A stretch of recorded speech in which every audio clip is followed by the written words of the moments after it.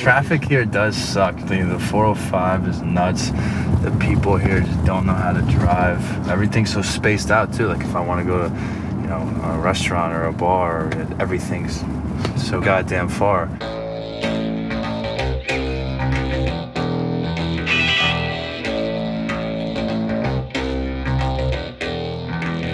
I got into LA last night and got facing the Lakers tomorrow and Kobe's last game, so you obviously get excited for the Kobe Bryants, especially this year with, you know, him doing the whole farewell tour and it being his last go-around. You know, tomorrow night will be awesome just because it's, you know, it's Kobe. He's the GOAT.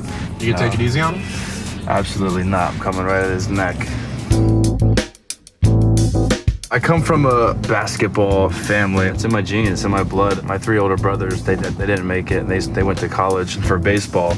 But my grandpa, he was a beast. He was actually drafted by the Knicks, and I believe like 1950 or 1955, when the first African-American player was taken in the NBA. But back then, I think his signing bonus was like $3,000, and he had this Parsons Consultants insurance group where he was making more money, so he ended up not even going. I was a late bloomer. I had the growth spurt, I think, my junior year of high school, and I played on a really good high school team where a whole bunch of kids were getting recruited on the team, and I wasn't. Coach K from Duke and Roy Williams from North Carolina and Billy Donovan from Florida. These coaches are coming to see 2 of my teammates that were really good, but then they're like, oh, like who's this tall, skinny white guy?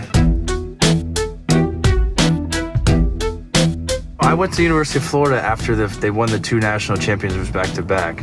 We thought it was going to be easy, and so I went there as a, you know, arrogant, just a child. Looking back on some of the things I would do or say, I'm glad I had a coach like Coach Donovan, who's tough and hard and has that New York swagger where, you know, you're not going to get away with anything.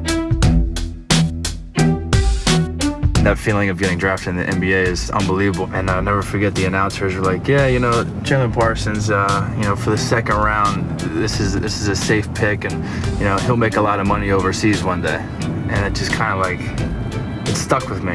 Like, this is like my best day of my life, and these guys are still down on me, and I'm getting drafted in the NBA. Leaving the Rockets was tough, and obviously I was a restricted free agent, so it wasn't totally on me, but I was ready for more. You always want the challenge of taking the next step, and I thought it was my time to kind of branch off and kind of get out from the shadows of James Harden and Dwight Howard and do my own thing. Cuban obviously was talking to my agent and offered me a contract that I couldn't turn down. The way he, you know, constructed the contract, it was pretty impossible for Houston to match. So Cuban flew down to Orlando and signed the contract, and it was an unbelievable night that I'll never forget, from what I remember.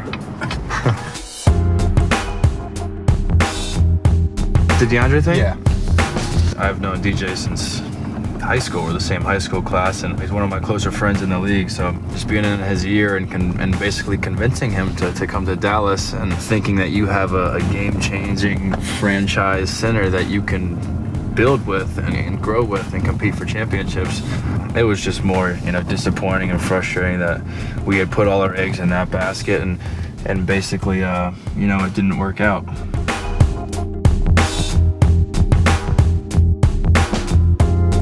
My music game is all over the place. I listen to a little bit of everything. Obviously, before games, I like hip-hop. I love Drake. I love R&B. I love 90s R&B. I love rock. But I'm weird, though. I like mushy love songs, like Adele, like before a game.